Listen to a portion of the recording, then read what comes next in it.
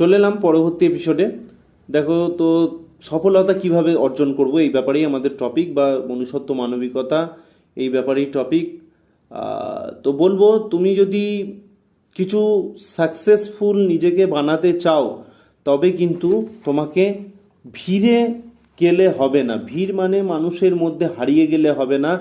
ভিড় নিয়ে চলবো, সবাইকে নিয়ে কিছু করব, সেই জিনিসে গেলে হবে না।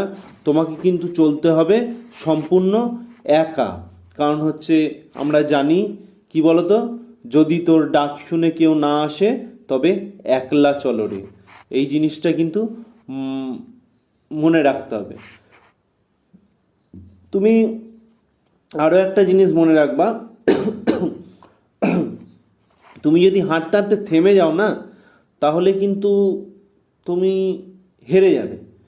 কিন্তু যদি তুমি একা, তোমার পাশে কাউকে না পাও, সেই জেদ নিজের মধ্যে নিয়ে এগিয়ে যাও এবং চলা শুরু করো, তাহলে একটা সময় তুমি অবশ্যই সঠিক জায়গায় পৌঁছে যাবা।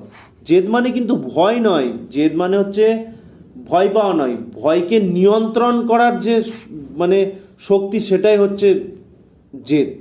একটা মানে তুমি হার মেনে নাও, এটা স্বাভাবিক নয়।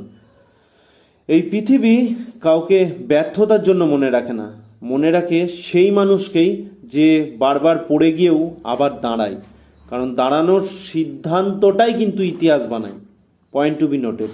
ভাবো, তুমি যে স্বপ্ন দেখো সেটা নিজের, সেটা তোমার বুকের ভেতর তৈরি হয়, তোমার নিঃশ্বাসে বেঁচে থাকে, তোমার ঘুম কেড়ে নেয়। তাহলে সেই স্বপ্ন পূরণের দায়িত্বটা কার? লোকের? কোনো দিন না। আজকে তোমার স্বপ্ন যখন আসছে, এইরকম তোমার প্রতি ব্যাকুলতা জাগ্রত হচ্ছে, সেই স্বপ্নটাকেও জাগিয়ে রাখার দায়িত্ব কিন্তু লোকের নয়, সেটা কিন্তু তোমার। এটা লোকে পূরণ করিয়ে দেবে না, এটা আশা করা কিন্তু সব থেকে বড় ভুল। স্বপ্ন পূরণের কাজ কিন্তু তোমার হাত থেকে শুরু হবে, তোমার মাথা থেকে, তোমার মন থেকে, তোমার জেদ থেকে শুরু হবে। তোমার স্বপ্নকে তুমি ছাড়া কেউ গুরুত্ব দেবে না। আর সব থেকে বড় কথা, তোমার ব্যথা তো সে অনুভব করতে পারবে না। হ্যাঁ, সমব্যথিত হতে পারে, কিন্তু আমি পড়ে গেলে বা তুমি পড়ে গেলে যদি তোমার চোট লাগে, সেই যে সেই ফিলটা কিন্তু তুমিই ফিল করবে, অন্যরা নয়।